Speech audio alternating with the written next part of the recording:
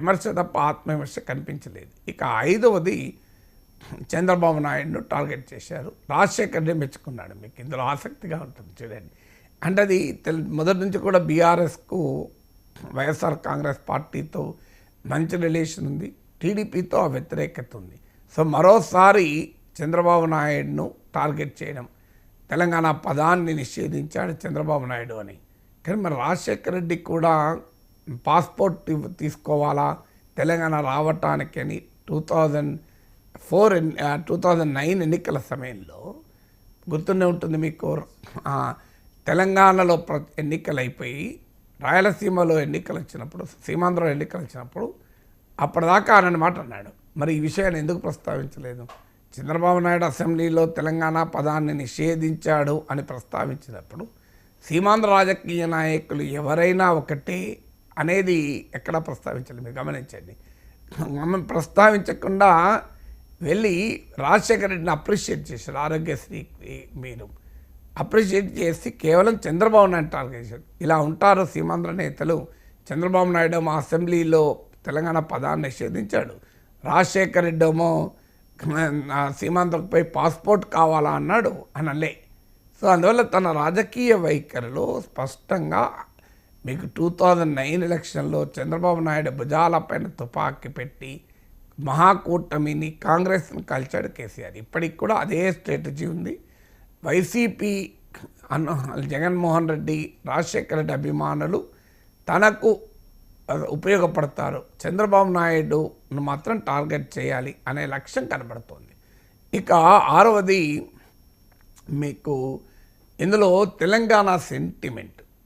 అందువల్ల తెలంగాణ సెంటిమెంటుకు Congress villain, BRS hero అనే ఒక డైమెన్షన్ను ప్రజెంట్ చేయదలుచుకున్నారు. అందులో మీకు ఈ కేసీఆర్ ఉపన్యాసానికన్నా ముందు పాటలు చూసినా కంప్లీట్గా కేసీఆర్ను ప్రొజెక్ట్ చేస్తూ, కేసీఆర్ తెలంగాణ ఐకానిక్ ఇమేజ్ను ప్రొజెక్ట్ చేస్తూ కంప్లీట్ క్యాంపెయిన్ నడిచింది. మీకు అందుకే మళ్ళీ తెలంగాణ అస్తిత్వ మూలాలకు టీఆర్ఎస్ వెళ్తుంది. అందుకే మీకు 1960s నుంచి మొదలుపెట్టి 1956లో హైదరాబాద్ రాష్ట్రాన్ని ఆంధ్రతో కలిపాడని మొదలుపెట్టి లేటెస్ట్ 2014లో ఏ పరిస్థితుల్లో కాంగ్రెస్ తెలంగాణ ఇచ్చింది అనే వరకు కాంగ్రెస్ పార్టీయే తెలంగాణకు విలన్ అని ప్రజెంట్ చేయదలుచుకున్నారు. అందుకే మంత్రులు మీరు సోనియా గాంధీ ఎందుకు కలిశారు అని ప్రస్తావించారు. అందువల్ల తెలంగాణ ఐడెంటిటీ అనేది ఇప్పటికీ తెలంగాణ రాజకీయాల్లో ఫ్రెష్గా ఉన్న అంశము. ఆ తెలంగాణ ఐడెంటిటీ ఆధారంగానే తాను రాజకీయ ప్రస్థానం వాస్తవంగా 2023 ఎలక్షన్స్లో ఇంకా తెలంగాణ ఐడెంటిటీ పవర్ చూపెడుతుందా అని భావించారు. కానీ ఇప్పుడు ఎన్నికల ఫలితాల అనంతరం మళ్ళీ తెలంగాణ ఐడెంటిటీని నమ్ముకుంటున్నారు. ఏడవది మీకు ఇక్కడ ఇంకొక భారత రాష్ట్ర సమితి. భారత రాష్ట్ర సమితి అనేది ఇక వదిలేశారు. మీరు గమనిస్తే ఎక్కడా జాతీయ రాజకీయాల గురించి మాట్లాడలేదు. మీరు అంతకుముందు కేసీఆర్ స్పీచెస్ చూడండి. భారతదేశంలో జీడిపి ఇంత, చైనాలో జీడిపి అంత, మన అగ్రికల్చర్ ఇంత, అక్కడింత, అసలు దేశానికి కాంగ్రెస్ బీజేపీలు భ్రష్టు పట్టించాయి, దేశంలో ఇన్ని నీటి వనరులు ఉన్నాయి, ఇంత అభివృద్ధికి అవకాశం పెద్ద పెద్ద ఉపన్యాసాలు ఇచ్చేవారు కేసీఆర్. నేను దాంట్లో ఎక్కడా దేశ రాజకీయాలు, దేశంలో ఉన్న పరిస్థితులు ఏది ఒక్క మాట కూడా మాట్లాడలే. అంటే మరి దేనికి సంకేతం అంటే భారత రాష్ట్ర సమితి ప్రయోగం ఇక ముగిసింది.